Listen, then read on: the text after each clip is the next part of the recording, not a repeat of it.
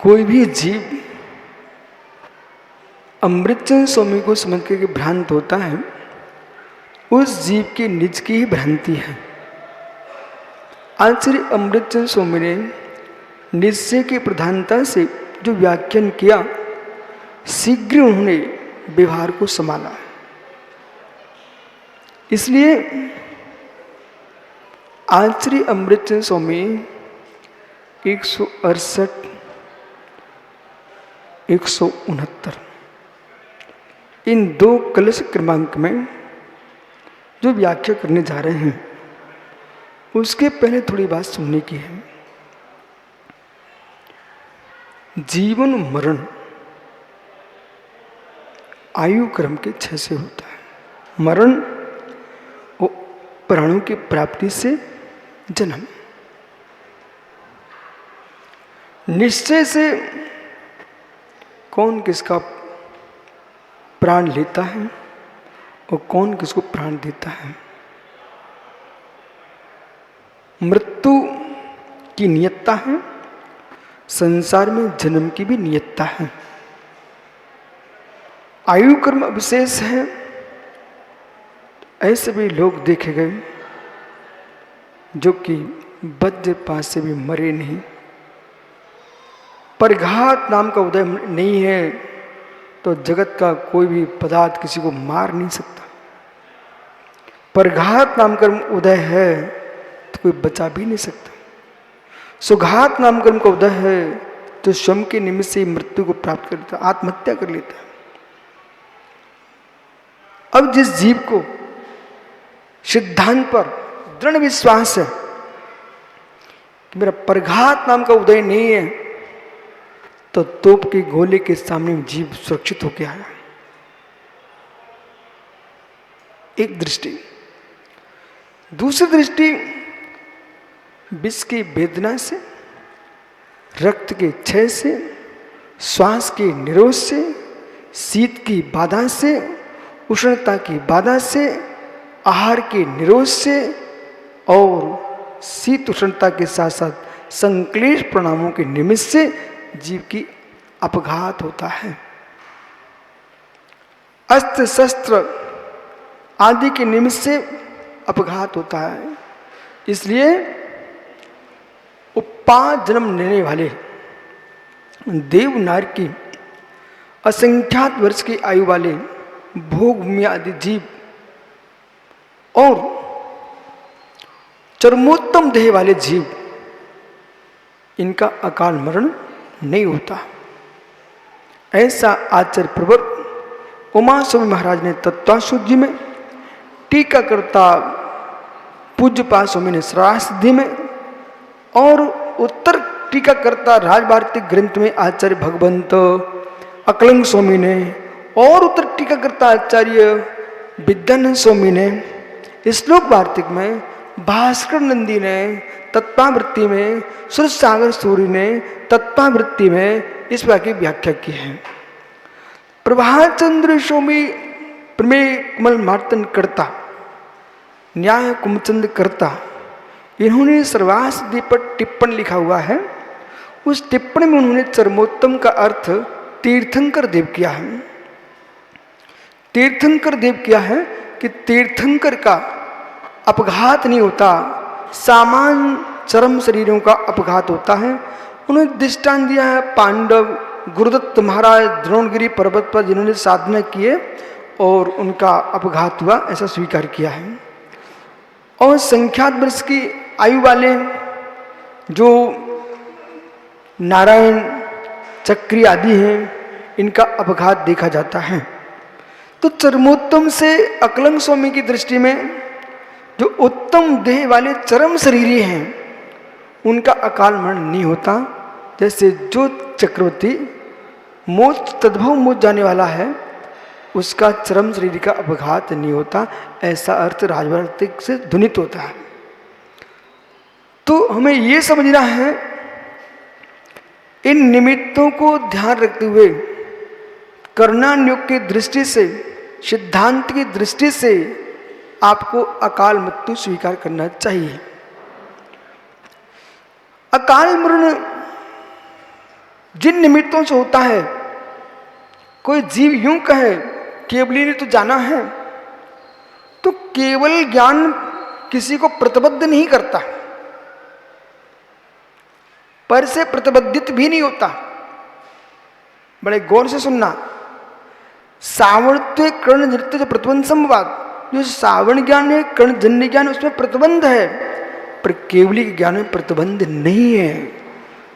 जिसमें प्रतिबंध नहीं है वो किसी का प्रतिबंधक भी नहीं है। सभी महाराज ध्यान दो, केवली का ज्ञान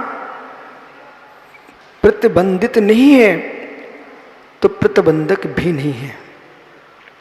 केवली के ज्ञान में प्रतिबंधक कारणों का अभाव है, क्योंकि सावरण नहीं है, कर्णजन्य नहीं है, इसलिए प्रतिबंध भी नहीं है। अब प्रश्न यह है कि आपने कहा प्रतिबंध नहीं है, प्रतिबंधक भी नहीं है, हम प्रतिबंधक क्यों नहीं है, क्यों कह रहे हैं?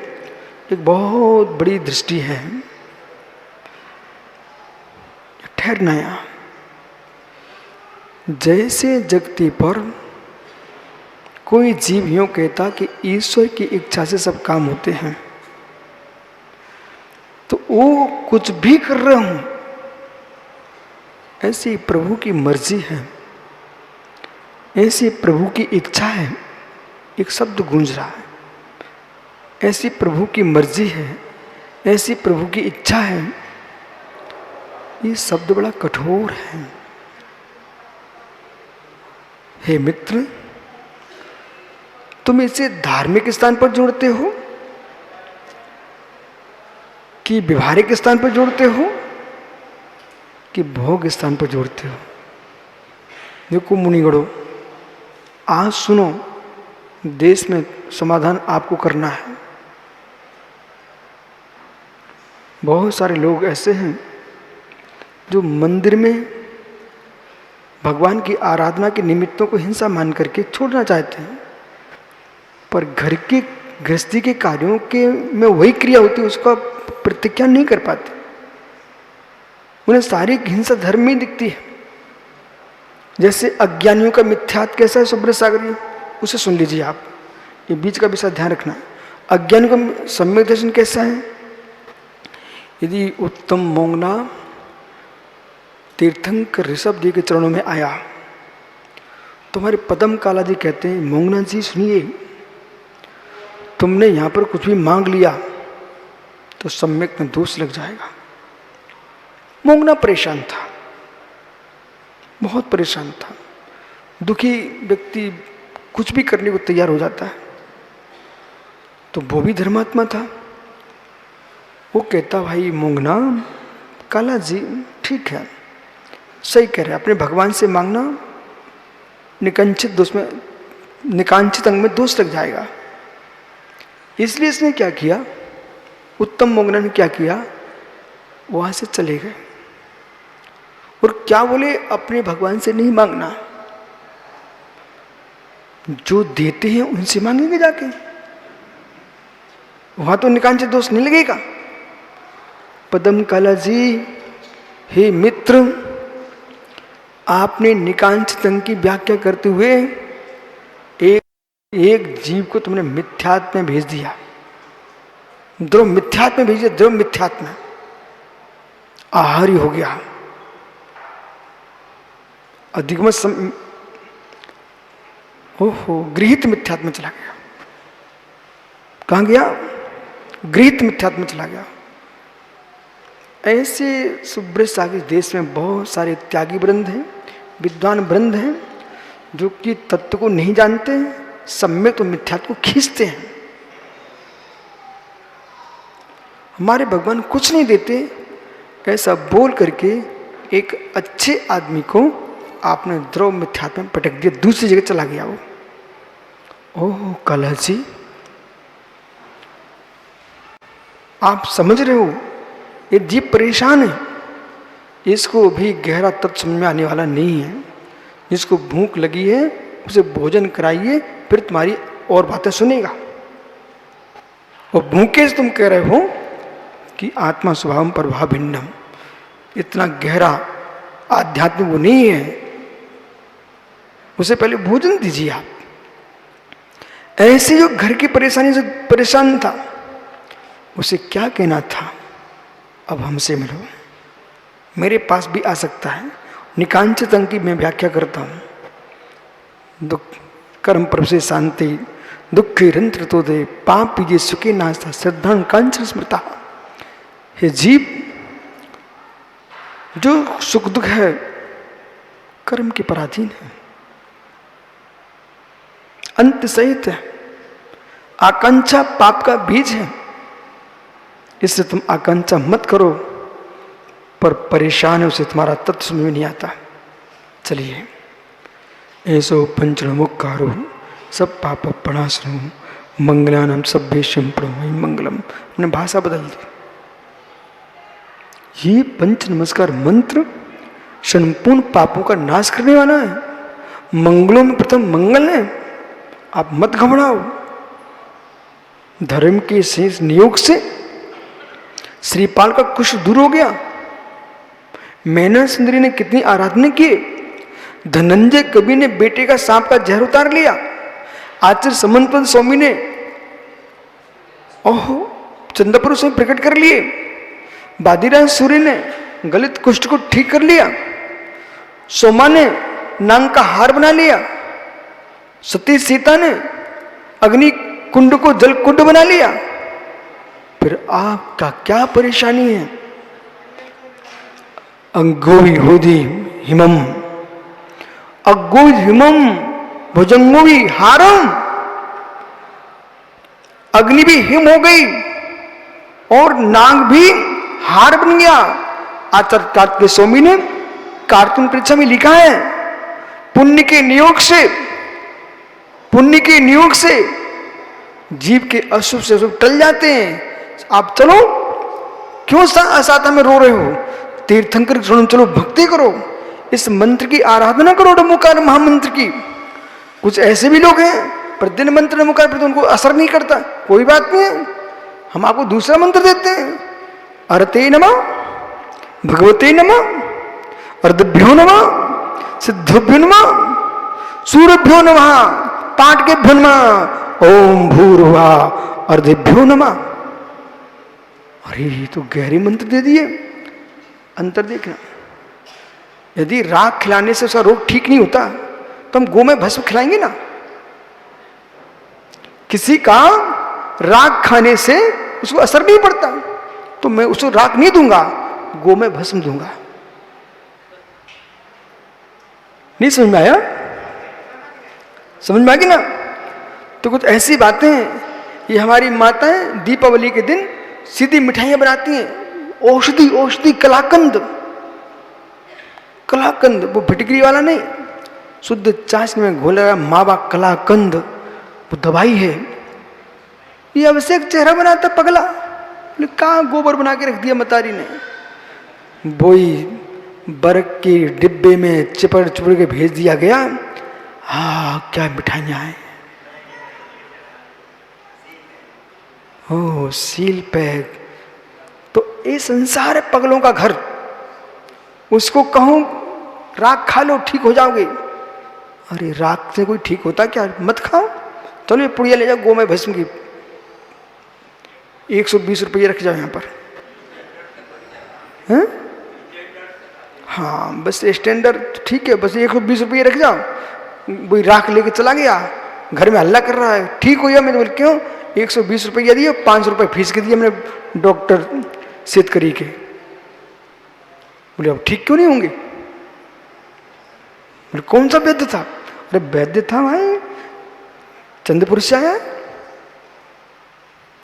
बड़े डॉक्टर का नाम सुनते ही वो अपने आप ठीक हो गया। एक जगह क्या हुआ, डॉक्टर साहब सब जगह चले मत जाना ऐसे। एक अच्छा डॉक्टर था और एक महाराज को हमने भाई देख लेना, वो साधु के मुख से मालूम क्या निकलता है, इनसे ठीक होते हैं झोला छापों से।